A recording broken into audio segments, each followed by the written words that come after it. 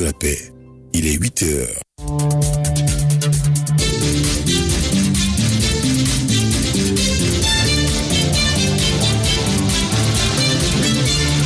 Le bulletin de 8 heures. César Yao. Bonjour à tous, le sommaire de ce vendredi 8h.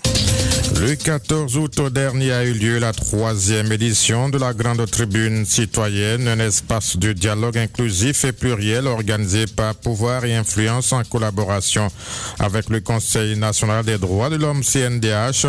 L'objet de cette tribune est de débattre sur l'avenir des jeunes politiques en Côte d'Ivoire où les recommandations et propositions des participants seront consignées dans le livret citoyen du décideur.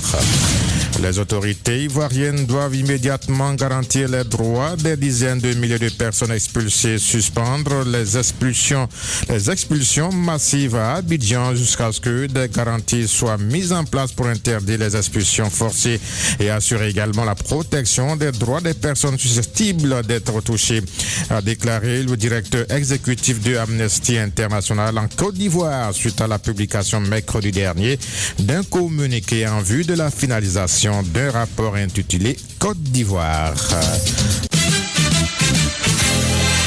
Les autorités ivoiriennes doivent immédiatement garantir les droits des dizaines de milliers de personnes expulsées, suspendre les expulsions massives à Abidjan jusqu'à ce que des garanties soient mises en place pour interdire ces expulsions forcées et assurer la protection des droits des personnes susceptibles d'être touchées. C'est ce qu'a déclaré le directeur exécutif de Amnesty International Côte d'Ivoire suite à la publication mercredi dernier d'un communiqué en vue de la finalisation d'un rapport intitulé Côte d'Ivoire. Là-dessus, écoutons Hervé Delmas Kokou.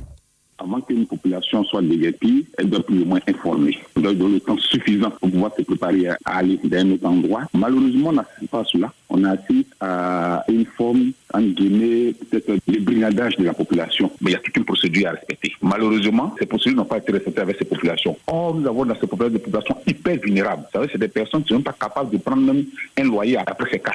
Ces personnes ont été surprises. Les enfants n'ont plus à l'école. Et je donne l'exemple d'un enfant. Il allait à l'école, l'école a été cassée. Il retourne à la maison est cassée. Et ce jeune, malheureusement, n'a pas pu passer le bac. Et comme ce jeune, nous avons plus de milliers de personnes comme ça qui, par ce tac-là, vont voir toute l'avenir menacée. Et nous demandons à l'État de Côte d'Ivoire pour qu'il respecte les droits de ces personnes-là. Et si on n'est pas en mesure de respecter ces principes directeurs, il faut qu'on arrête cette démolition. La Côte d'Ivoire, c'est pourquoi comme un État moderne, il faut qu'on aille dans cette modernité. Mais ces populations ont été indemnisées pour la plupart, n'est-ce pas? Une partie. Pour ceux qui sont dans le cadre de Boribana, une partie, ceux de GESCO, une partie, il y a eu des primes qui ont été écrites, il y a eu des propositions qui ont été faites par la primature. Nous avons cherché à rencontrer la primature, nous avons adressé un courrier au Premier ministre, il n'y a pas eu de suite. Même le communiqué qui est là, qui est à votre disposition, avant publication, nous l'avons envoyé à la primature pour nous faire les inputs jusqu'à la date du 5 août du mois, si nous n'avons pas eu de retour. Le directeur exécutif de Amnesty International en Côte d'Ivoire, Hervé Delmas Kokou, joint par Jean-Claude Mabéa.